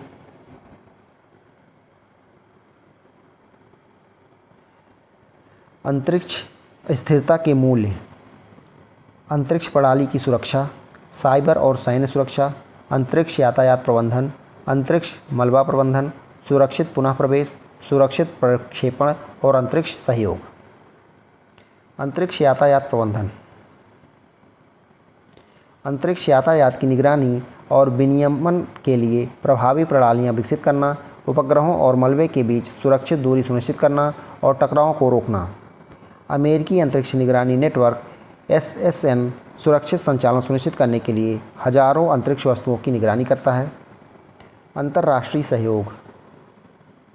जिम्मेदार अंतरिक्ष गतिविधियों, सूचना साझाकरण तथा दिशा निर्देशों और सर्वोत्तम प्रथाओं के पालन को बढ़ावा देने के लिए अंतर्राष्ट्रीय सहयोग और समझौतों को बढ़ावा देना।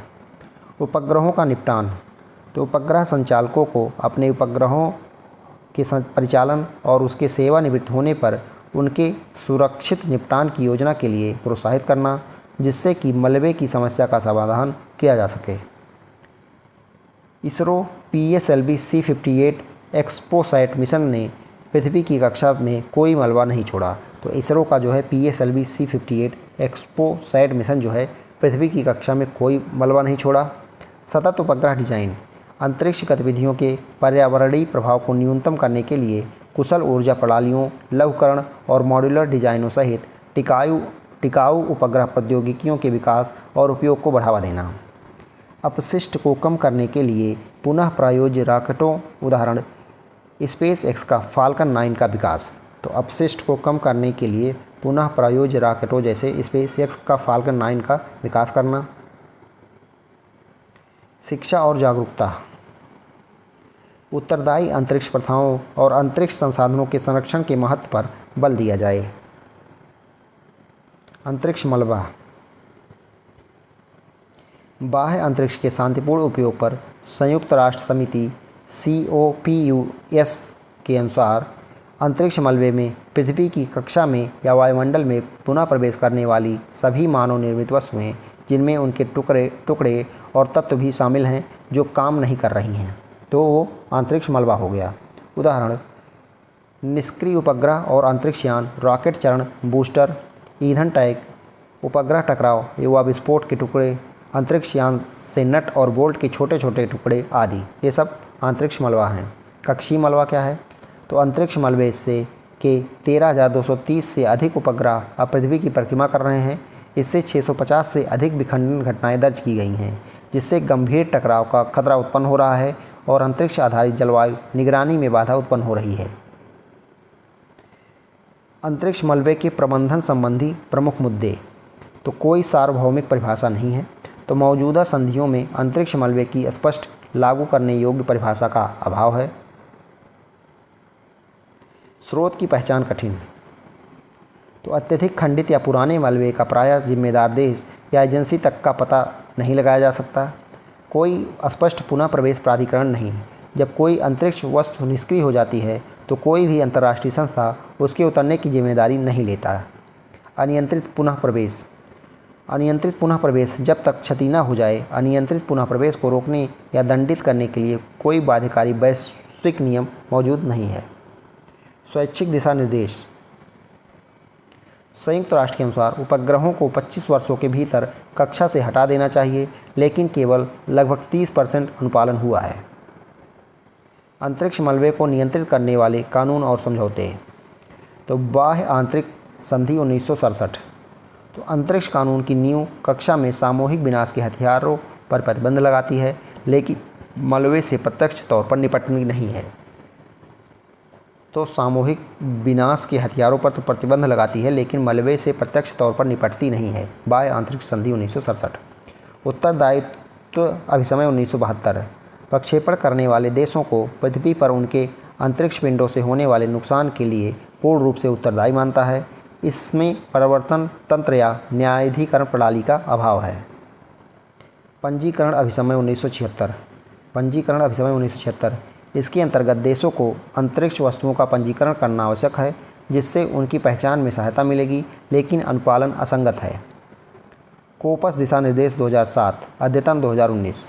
COPUOS दिशा निर्देश 2007 अद्यतन 2019 गैर बाध्यकारी शमन उपायों की पेशकश करते हैं, जैसे कि मिशन के बाद निपटान, लेकिन कानूनी प्रदर्शन का अभाव है।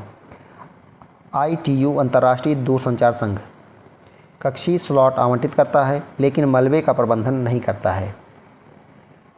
अंतरिक्ष मलबे के निपटान संबंधी भारत के प्रयास ये देख लेते हैं। अंतरिक्ष मलबे के निपटान संबंधी भारत के प्रयास क्या हैं? तो इसरो की पहल, तो मिशन पूरा होने के बाद उपग्रहों की नियंत्रित डी ऑर्बिटिंग, उदाहरण GSAT-12R करना। तो उपग्रहों की नियंत्रित डी ऑर्बिटिंग करना, जैसे कि GSAT-12R। प्रोजेक्ट नेत्र के माध्यम से अंतरिक्ष स्थिति जागरूकता SSA पर कार्य करना। तो प्रोजेक्ट नेत्र के माध्यम से अंतरिक्ष स्थिति जागरूकता SSA पर कार्य करना। अंतरिक्ष मलबे की ट्रैकिंग और टकराव से बचाव की प्रणाली विकसित करना। इसरो का IS-4OS, इसरो का जो है IS-4OM सुरक्षित और सतत अंतरिक्ष संचालन प्रबंधन के लिए प्रणाली। अंतरिक्ष मलबे की बढ़ती चुनौती से निपटने के लिए सभी अंतरिक्ष सुरक्षा और मलबे को कम करने की गतिविधियों को एक प्रणाली के तहत एकीकृत करता है। अंतरिक्ष वस्तुओं की निगरानी और ट्रैक करने के लिए एक अंतरिक्ष स्थिति जागरूकता SSA पहल, जो भारत की अंतरिक्ष संपत्तियों की सुरक्षा करने की क्षमता को बढ़ाती है। सक्रिय डी ऑर्बिटिंग। भारतीय उपग्रहों में जीवन अंत निपटान प्रोटोकॉल का तेज़ी से पालन किया जा रहा है। तो भारतीय उपग्रहों में जीवन अंत निपटान प्रोटोकॉल का तेज़ी से पालन किया जा रहा है। वैश्विक मंचों में भागीदारी। तो भारत कोपस का सदस्य है और मलबा शमन में अंतर्राष्ट्रीय सहयोग का समर्थन करता है।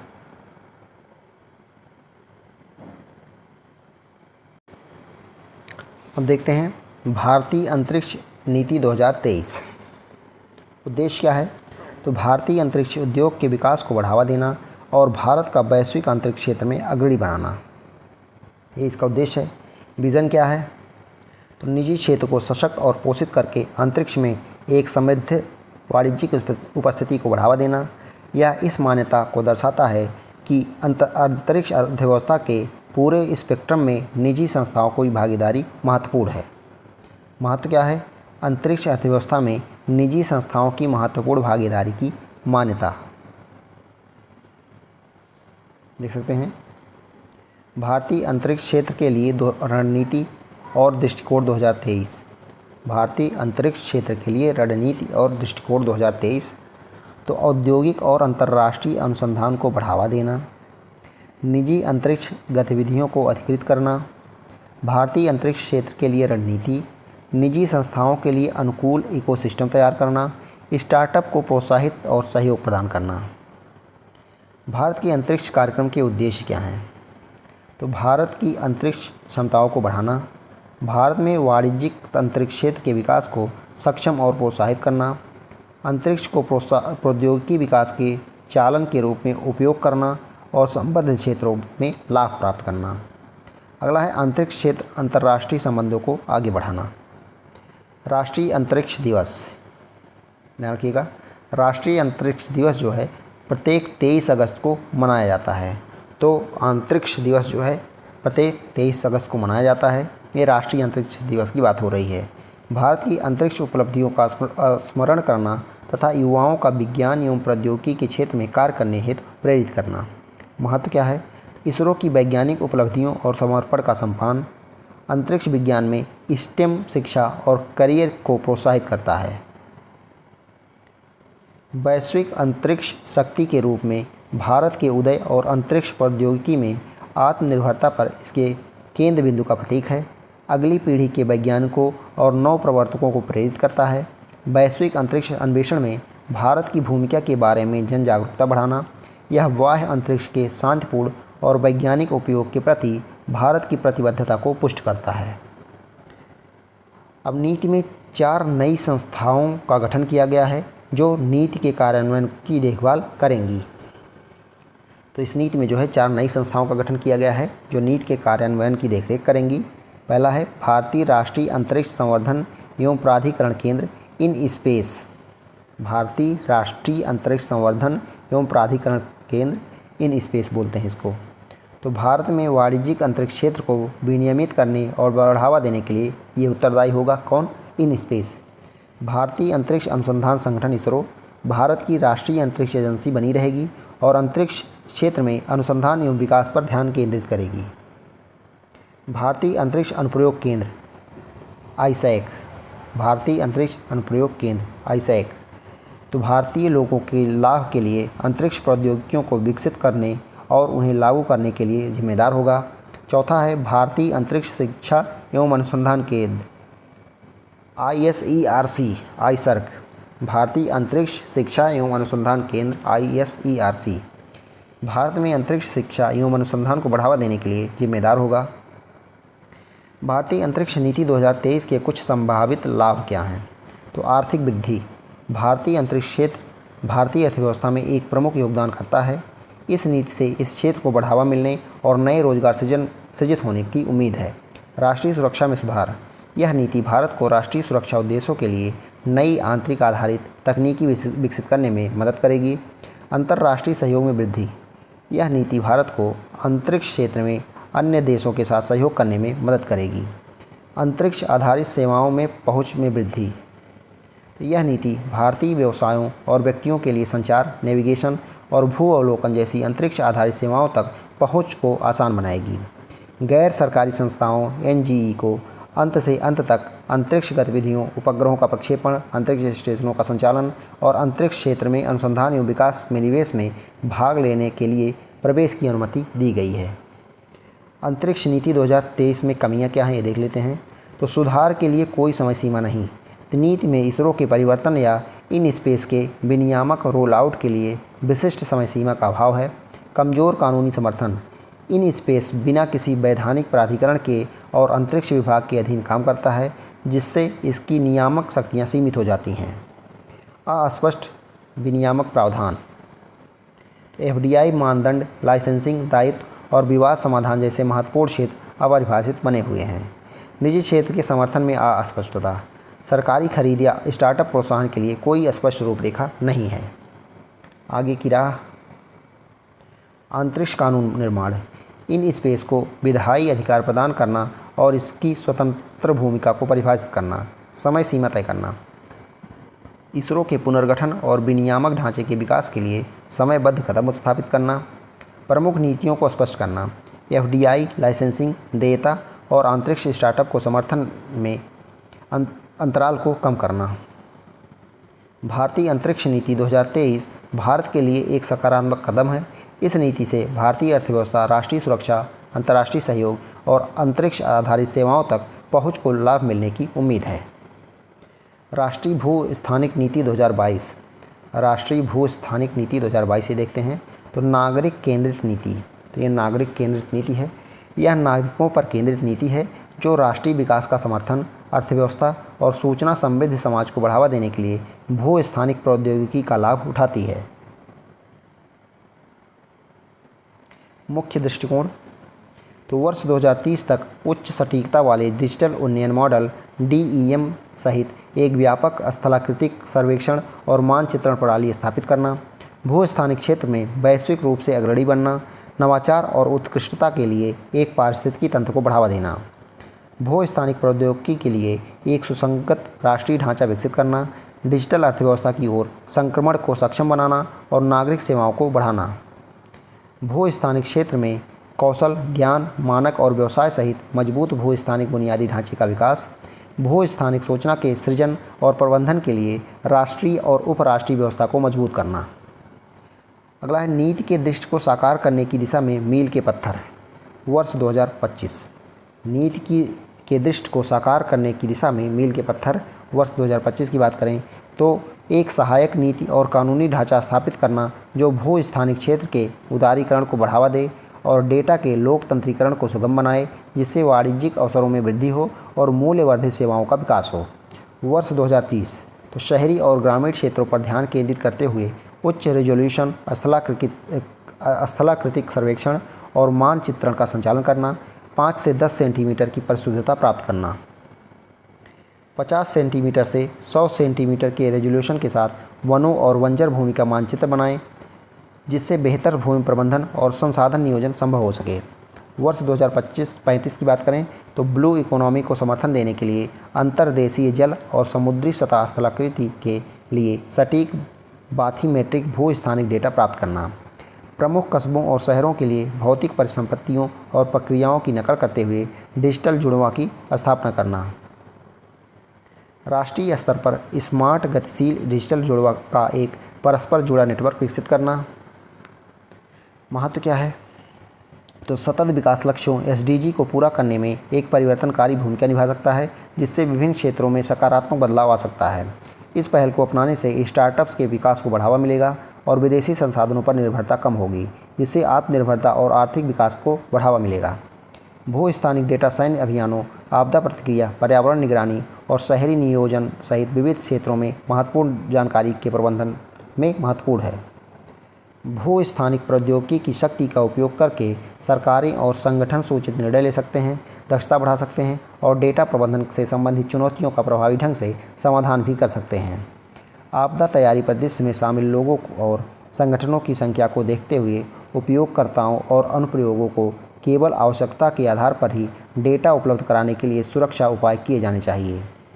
देश के लिए राष्ट्रीय प्रतिभूति मुद्दों के लिए राष्ट्रीय भू स्थानिक नीति 2022 में एक स्पष्ट रोडमैप तैयार किया जाना चाहिए और MOP विकसित किया जाना चाहिए, जिसमें तीनों सेनाएं, अर्धसैनिक बल या महत्वपूर्ण बुनियादी ढांचा क्षेत्र शामिल हो। अंतरिक्ष आधारित निगरानी SBS, अंतरिक्ष आधारित निगरानी SBS ये देखते हैं तो सुरक्षा संबंधी मंत्रिमंडलीय समिति CCM ने भारत की अंतरिक्ष आधारित निगरानी SBS-3 परियोजना के तीसरे चरण को मंजूरी दी है। SBS-3 परियोजना के तीसरे चरण को मंजूरी मिली है। SBS क्या है? उद्देश्य नागरिक और सैन्य दोनों उद्देश्यों के लिए भूमि और समुद्री क्षेत्र जागरूकता को मजबूत करना। SBS में पृथ्वी और बाह्य अंतरिक्ष की निगरानी के लिए उपग्रहों का उपयोग शामिल है। अनुप्रयोग राष्ट्रीय सुरक्षा, पर्यावरण निगरानी, आपदा प्रबंधन, वैज्ञानिक अनुसंधान और अंतरिक्ष यातायात नियंत्रण। भारत के SBS कार्यक्रम का विकास SBS-2 2001 में। SBS-2 कब? 2001। तो बुनियादी निगरानी क्षमताओं पर ध्यान केंद्रित किया गया। लॉन्च किए गए उपग्रह कार्टोसैट 2A, कार्टोसैट 2B और RISAT-2 और EROS-B। तो SBS-2 2001 में लॉन्च किया गया उपग्रह कार्टोसैट 2A, कार्टोसैट 2B और RISAT-2, EROS-B। SBS-2 2013 में देख सकते हैं। SBS-1 जो है 2001 में और SBS-2 2001 और SBS-2 2013।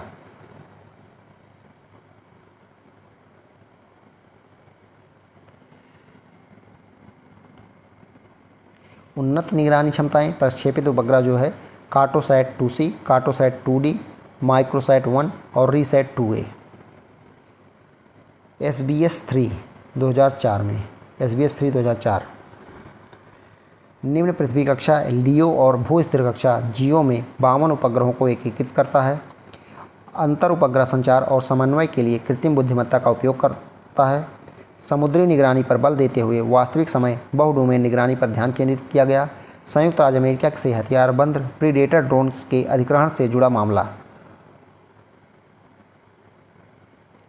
तो ये 2004 नहीं होगा, 2024 होगा। ये 2024 क्योंकि 2013 में SBS थ्रू हुआ, SBS-2 तो 2024 में होगा SBS-3 2024। संबंधित चुनौतियाँ क्या हैं? दोहरे उपयोग वाली तकनीक, विवरण नागरिक बनाम सैन्य अस्पष्टता, अंतरिक्ष का सैन्यीकरण, बढ़ती सैन्य रुचि से हथियारों की होड़ शुरू हो सकती है। गोपनीयता जोखिम, तो उच्च रेजोल्यूशन वाले उपग्रह गोपनीयता में दखल दे सकते हैं। कानूनी अंतराल, आधुनिक उपयोग के लिए पुरानी हो चुकी संधियाँ। कूटनीतिक तनाव, कूटनीतिक तनाव में अनधिकृत निगरानी जैसे जासूसी के आरोप। अनुप्रयोग और महत्व, राष्ट्रीय रक्षा, मिसाइल प्रक्षेपण, सीमा गतिविधियों और सैन्य गतिविधियों पर नज़र रखता है। ईमीसैट उपग्रह का उपयोग इलेक्ट्रॉनिक खुफिया जानकारी के लिए किया जाता है।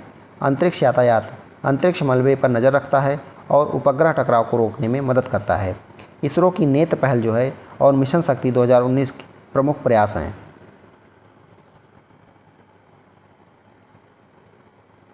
आपदा प्रबंधन, बाढ़, जंगल की आग, हिमनदों के पिघलने और महासागर के स्वास्थ्य की वास्तविक समय पर निगरानी करने में सक्षम बनाता है।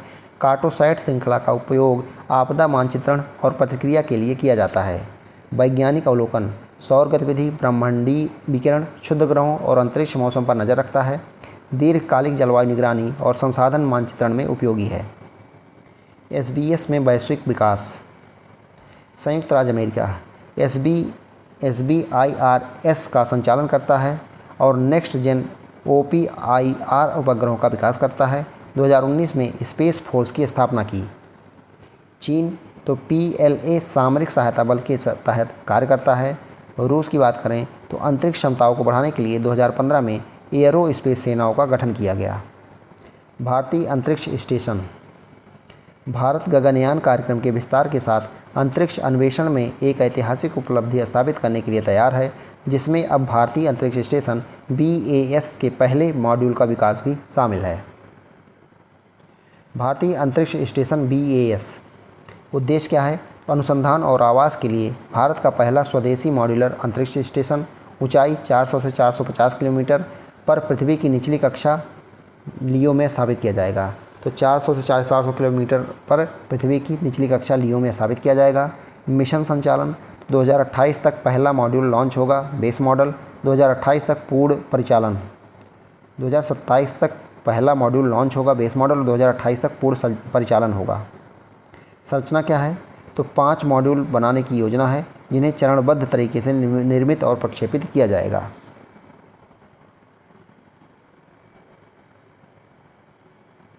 भारत के लिए BAS का महत्व, तो मानव अंतरिक्ष उड़ान अवसंरचना, लंबी अवधि के अंतरिक्ष यात्री मिशनों और चालक दल के स्वास्थ्य अध्ययन के लिए महत्वपूर्ण।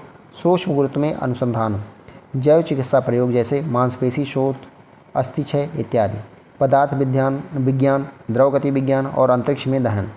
आपदा प्रबंधन की बात करें तो जलवायु निगरानी, कृषि और पूर्व चेतावनी प्रणालियों के लिए उन्नत उपग्रह डेटा। नव प्रवर्तन को बढ़ावा, अंतरिक्ष स्टेशन स्टार्टअप्स को अंतरिक्ष में तकनीक का परीक्षण करने की अनुमति दे सकता है, जिससे उच्च तकनीक रोजगार को बढ़ावा मिलेगा। आर्थिक लाभ, वैश्विक अंतरिक्ष अर्थव्यवस्था $546 बिलियन 2023 है। भारत का लक्ष्य अपनी हिस्सेदारी लगभग 20% से बढ़ाकर 10% करना है। लगभग 2%, यहाँ पे 2% होगा। भारत की हिस्सेदारी जो है वैश्विक में देखा जाए तो लगभग 2% है, जिसे बढ़ाकर कितना करना है? 10% करना है। कूटनीतिक लाभ, अंतर्राष्ट्रीय सहयोग और वैज्ञानिक कूटनीति के दायरे को बढ़ाता है। प्रमुख चुनौतियाँ क्या हैं? तो परियोजना विकास बाधाएं, निवेश, भारत का अनुसंधान एवं विकास व्यय सकल घरेलू उत्पाद का लगभग 0.7% है, जो वैश्विक मानकों से कम है। तकनीकी जटिलता, तो जीवन समर्थन प्रणालियों, कक्षीय रखरखाव, विकिरण परिरक्षण और संरचनात्मक अखंडता में प्रगति की आवश्यकता है। भू राजनीतिक गतिशीलता, अंतरिक्ष यात्रा करने वाले देशों अमेरिका, चीन, रूस और यूरोपीय संघ के साथ रणनीतिक प्रतिस्पर्धा और सहयोग। अंतरिक्ष पर्यावरण जोखिम हो गया। अंतरिक्ष यात्रियों के स्वास्थ्य संबंधी खतरे, विकिरण, कम गुरुत्वाकर्षण, अलगाव, वायुमंडलीय दबाव की कमी और मनोवैज्ञानिक तनाव से जोखिम। अंतरिक्ष मलबा, भीड़ भाड़ वाली कक्षाओं से टकराव का खतरा बढ़ जाता है। आगे की राह, पर्याप्त वित्त पोषण सुनिश्चित करना, निजी निवेश, सार्वजनिक निजी भागीदारी और विदेशी सहयोग को आकर्षित करना। तकनीकी उन्नयन, चालक दल सुरक्षा प्रणालियों, मॉड्यूलर स्टेशन डिज़ाइन और कक्षीय प्रौद्योगिकियों में इसरो की क्षमता को मजबूत करना। स्थिरता योजना, नियमित पुनः आपूर्ति मिशन, रखरखाव रणनीति और आवधिक उन्नयन की आवश्यकता है। वैश्विक सहयोग, ISS के अनुभव नासा रोसकोस्मोस से सीख लेकर लागत और विकास समय को कम किया जा सकता है। अंतर्राष्ट्रीय अंतरिक्ष station ISS, international space station ISS, तो यह एक बहुराष्ट्रीय निर्माण परियोजना है और इसका मुख्य निर्माण कार्य जो है 1998 से 2011 के बीच पूरा हुआ। तो 1998 से 2011 के बीच पूरा हुआ। यह यूरोप, संयुक्त राज्य अमेरिका, रूस, कनाडा और जापान के बीच एक संयुक्त कार्यक्रम है। तो ये यूरोप, USA, रूस और कनाडा, जापान के बीच एक संयुक्त कार्यक्रम है। वैज्ञानिक अनुसंधान या विभिन्न क्षेत्रों जैसे जीव विज्ञान, भौतिकी, खगोल विज्ञान और पदार्थ विज्ञान में प्रयोग करने के लिए एक अद्वितीय प्रयोगशाला के रूप में कार्य करता है, जिससे ज्ञान और प्रौद्योगिकी में प्रगति होती है। ISS को कक्षा से हटाना, ISS का जीवन काल 2030 में जो है समाप्त होने वाला है। लीगो इंडिया के संभावित लाभ, ब्रह्मांड के बेहतर समझ। लीगो इंडिया विभिन्न स्रोतों से गुरुत्वीय तरंगों का पता लगाकर ब्रह्मांड के बारे में हमारी समझ को बेहतर बनाने में मदद करेगा, जिसमें विलीन होने वाले न्यूट्रॉन तारे और ब्लैक होल शामिल हैं। नई प्रौद्योगिकियों का विकास, लोगो इंडिया नई तकनीक विकसित करने में मदद करेगा, जिसका उपयोग मेडिकल इमेजिंग और भूकंप विज्ञान जैसे अन्य क्षेत्रों में किया जा सकता है। इसका संपूर्ण समाज पर सकारात्मक प्रभाव पड़ेगा। वैज्ञानिक और इंजीनियरों की नई पीढ़ी को प्रेरणा, लीगो इंडिया वैज्ञानिकों और इंजीनियरों की नई पीढ़ी को काम करने का अवसर प्रदान करने के लिए उन्हें प्रेरित करेगा। वैश्विक सहयोग, नेटवर्क में लीगो इंडिया को शामिल करने से अंतर्राष्ट्रीय सहयोग को बढ़ावा मिलेगा, ज्ञान के आदान प्रदान को बढ़ावा मिलेगा, संसाधनों को साझा किया जा सकेगा और गुरुत्वीय तरंग खगोल के क्षेत्र में संयुक्त अनुसंधान प्रयासों को बढ़ावा मिलेगा। गुरुत्वीय तरंगें, 1915 ईस्वी में आइंस्टीन के सापेक्षता के सामान्य सिद्धांत द्वारा अंतरिक्ष समय में तरंगों की भविष्यवाणी की गई थी। तो 1915 ईस्वी में आइंस्टीन के सापेक्षता के सामान्य सिद्धांत द्वारा अंतरिक्ष समय में तरंगों की भविष्यवाणियाँ की गई थी। अपनी उत्पत्ति संबंधी जानकारी का वहन करते हुए वह प्रकाश की गति से यात्रा करती हैं और साथ ही साथ गुरुत्वाकर्षण के बारे में जानकारी प्रदान करती हैं। गुरुत्वीय तरंगों की सर्वप्रथम खोज, ऐतिहासिक घटना, अमेरिका में लीगो ने वर्ष 2015 में गुरुत्वीय तरंगों का पता लगाया, जिसके कारण वर्ष 2017 में इसे भौतिकी का नोबेल पुरस्कार दिया गया। तो अमेरिका में लीगो ने वर्ष 2015 में गुरुत्वीय तरंगों का पता लगाया, जिसके कारण वर्ष 2017 में उन्हें भौतिकी का नोबेल दिया गया। स्रोत, 1.3 अरब वर्ष पूर्व दो विशाल ब्लैक होल, जिनमें से प्रत्येक का द्रव्यमान सूर्य के द्रव्यमान से लगभग 29 और 36 गुना था, के विलय से ये तरंगें उत्पन्न हुई थी। शक्ति, तो ब्लैक होल विलय से कुछ सबसे शक्तिशाली गुरुत्वीय तरंगें उत्पन्न होती हैं। अंतरिक्ष आधारित गुरुत्वीय तरंग वेधशालाएँ, लीज़ा, लेज़र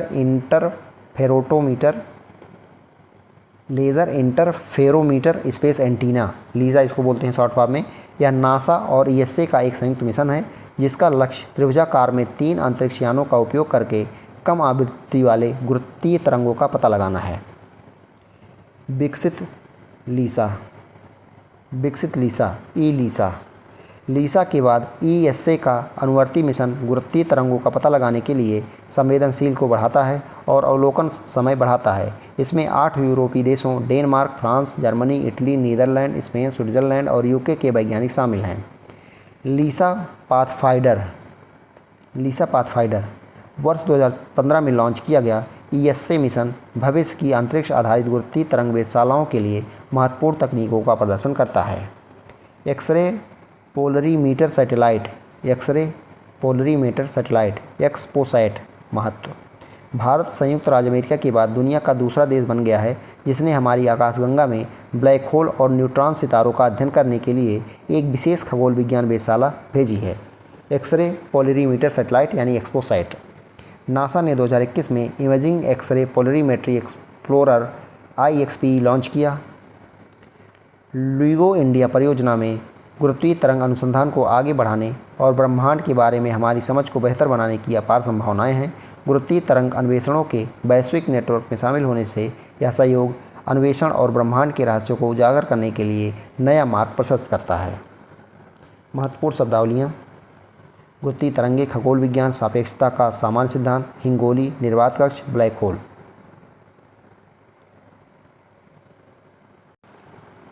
इसरो द्वारा 2022 से अब तक लॉन्च किए गए प्रमुख सैटेलाइट या उपकरण की तालिका ये देख लेते हैं। इसरो द्वारा जो लॉन्च किए गए हैं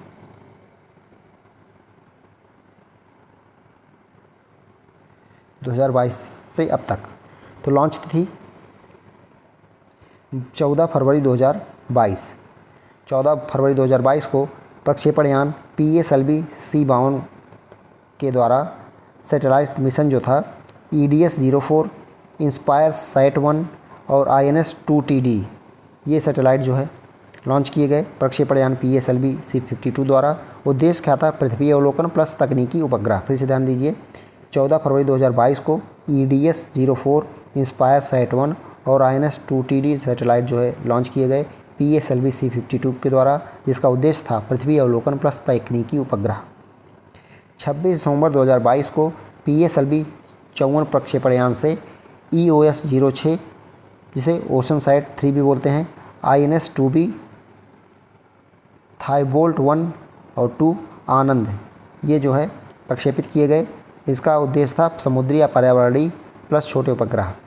22 अक्टूबर 2022 को LBM-3M2 के द्वारा OneWeb Gen-1 36 सैटेलाइट एक साथ जो है प्रक्षेपित किए गए LBM-3M2 के द्वारा। 22 अक्टूबर 2022 को ये वैश्विक कनेक्टिविटी सैटेलाइट समूह। 10 फरवरी 2023 की बात करें तो EOS-07, जानस-01, आज़ादी, सैट-2 प्रक्षेपित किए गए SSLV-D2 के द्वारा। ये छोटे उपग्रह थे, लियो में ये भेजे गए। 1 जनवरी 2024 को PSLV-C58 के द्वारा एक्सपोसैट भेजा गया, जिसका उद्देश्य एक्सरे खगोल की सैटेलाइट। 17 फरवरी 2024 को GSLV-F14 के द्वारा इनसाइट 3D5 भेजा गया, जलवायु पर्यावरण निगरानी। फिर से देखते हैं, 17 फरवरी 2024 को इनसाइट 3D5 भेजा गया GSLV-F14 के द्वारा, जिसका उद्देश्य था जलवायु पर्यावरण निगरानी। 16 अगस्त 2024 को SSLV-D3 के द्वारा EOS-08 भेजा गया, पृथ्वी अवलोकन सैटेलाइट था ये। 19 नवंबर 2024 को फाल्कन 9 के द्वारा GSAT-N2 भेजा गया। GSAT-N2 किसके द्वारा? फाल्कन 9 प्रक्षेपण यान के द्वारा संचार सैटेलाइट था ये। तो 19 नवंबर 2024 को GSAT-N2 फाल्कन 9 सैटेलाइट से भेजा गया, संचार सैटेलाइट था ये। 5 दिसंबर 2024 को प्रोबा 3 जो है ये PSLV-C59 से भेजा गया, अंतर्राष्ट्रीय वैज्ञानिक मिशन था ये। 30 दिसंबर 2024 को PSLV-C60 के द्वारा स्पैडेक्स-A और स्पैडेक्स-B भेजा गया, ये विश्लेषण और प्रयोग सैटेलाइट था। स्पैडेक्स-A और स्पैडेक्स-B PSLV-C60 के द्वारा भेजा गया था 30 दिसंबर 2024 को। 29 जनवरी 2025 को GSLV-F15 के द्वारा NBS-02 यानी नाविक नेविगेशन, इंपॉर्टेंट है, नाविक नेविगेशन NBS-2 जो है GSLV-F15 द्वारा 29 जनवरी 2025 को प्रक्षेपित किया गया। नेविगेशन उपग्रह था ये, नाविक, इम्पॉर्टेंट है नाविक। 18 मई 2025 को PSLV-C61 के द्वारा EOS-09 जो है लॉन्च किया गया, लॉन्च प्रयास था ये, पृथ्वी अवलोकन, जो कि असफल रहा। तो 18 मई 2025 को EOS-09 का लॉन्चिंग का प्रयास किया गया PSLV-C61 के द्वारा पृथ्वी अवलोकन के लिए, जो कि असफल रहा। 30 जुलाई 2025 को निसार उपग्रह का प्रक्षेपण GSLV-F16 के द्वारा किया गया। तो निसार उपग्रह का प्रक्षेपण जो है GSLV-F16 प्रक्षेपण यान के द्वारा 30 जुलाई 2025 को किया गया, जिसका उद्देश्य था पृथ्वी अध्ययन। नासा इसरो के सहयोग से ये हुआ था, नासा इसरो के सहयोग से ये इंपॉर्टेंट है। निसार 2 नवंबर 2025 को LBM-3M5 के द्वारा CMS-03 का प्रक्षेपण किया गया, ये भारी संचार सैटेलाइट है। तो CMS-03 LBM-3M5 के द्वारा 2 नवंबर 2025 को। 24 दिसंबर 2025 को LBM-M6 के द्वारा ब्लूबर्ड 6 का जो है प्रक्षेपण किया गया, जो कि ब्रॉडबैंड स्मार्टफोन कनेक्टिविटी के लिए है, ये भी इंपॉर्टेंट हो जाता है। ब्लूबर्ड 6 किस प्रक्षेपण यान द्वारा, LBM M6 के द्वारा कब? 24 दिसंबर 2025। किस लिए? ब्रॉडबैंड और स्मार्टफोन कनेक्टिविटी के लिए। अब अंतरिक्ष विज्ञान के क्षेत्र की महत्वपूर्ण घटनाएं देख लेते हैं, ये इम्पोर्टेंट है।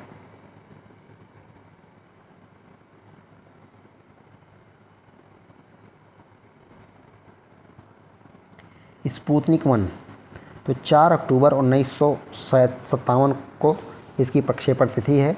पूर्व सोवियत संघ द्वारा अंतरिक्ष में विमोचित सबसे पहला उपग्रह है। स्पुतनिक 1 जो है 4 अक्टूबर 1957 पूर्व सोवियत संघ द्वारा अंतरिक्ष में विमोचित सबसे पहला उपग्रह। स्पुतनिक 2 3 नवंबर 1957 अंतरिक्ष में जीवित कुतिया लाइका को ले जाने वाला पहला उपग्रह। तो अंतरिक्ष में जीवित कुतिया जिसका नाम लाइका था को ले जाने वाला पहला उपग्रह जो था स्पुतनिक 2 था, जो कि 3 नवंबर 1957 को प्रक्षेपित किया गया। स्कोर, ये 18 दिसंबर 1958 अंतरिक्ष में स्थापित पहला संचार उपग्रह। लूना 3 की बात करें तो 4 अक्टूबर 1959 को लूना 3 प्रक्षेपित किया गया, पहला अंतरिक्षयान जिसने चंद्रमा के उस पृष्ठ के चित्र भेजे जो पृथ्वी से दिखाई नहीं पड़ते थे। वॉस्टॉक 1 जो है 12 अप्रैल 1961 को प्रक्षेपित किया गया, मानव द्वारा पहली अंतरिक्ष यात्रा। पूर्व सोवियत संघ के यूरी गागरिन ने पृथ्वी का एक परिक्रमण 12 अप्रैल 1961 को किया। तो वॉस्टॉक 1 जो है ये मानव द्वारा पहली अंतरिक्ष यात्रा थी, जो पूर्व सोवियत संघ के यूरी गागरिन ने पृथ्वी का एक परिक्रमण जो है 12 अप्रैल 1961 को किया। वॉस्टॉक 6 जो है 16 जून 1963 को पूर्व सोवियत संघ की वेलेंटीना तेरेस्कोवा पहली महिला अंतरिक्ष यात्री बनी। तो वेलेंटीना तेरेस्कोवा जो है पहली महिला अंतरिक्ष यात्री बनी, जो कि पूर्व सोवियत संघ की थी, 16 जून 1963 को वॉस्टॉक 6 के थ्रू। इंटेलसेट 6 अप्रैल 1965 व्यावसायिक उपयोग के लिए पहला संचार उपग्रह। तो व्यावसायिक उपयोग के लिए पहला संचार उपग्रह कौन सा था? इंटेलसेट, 6 अप्रैल 1965। वेनरा 3 जो है 16 नवंबर 1965 को प्रक्षेपित किया गया, 16 नवंबर 1965। पहला अंतरिक्ष यान जो किसी अन्य ग्रह जैसे शुक्र पर ग्रह पर उतरा। तो वेनरा 3 जो है ये पहला अंतरिक्ष यान था जो किसी अन्य ग्रह जैसे शुक्र ग्रह पर उतरा, 16 नवंबर 1965 को। लूना 9 तो 31 जनवरी 1968 चंद्रमा तल पर सफलतापूर्वक उतरने वाला पहला अंतरिक्ष यान। तो लूना 9 जो 31 जनवरी 1968 को प्रक्षेपित किया गया, ये चंद्रमा तल पर सफलतापूर्वक उतरने वाला पहला अंतरिक्ष यान था। तो चंद्रमा तल पर सफलतापूर्वक उतरने वाला पहला अंतरिक्ष यान लूना 9 31 जनवरी 1968 को। सोयुज 4 14 जनवरी 1969 सबसे पहला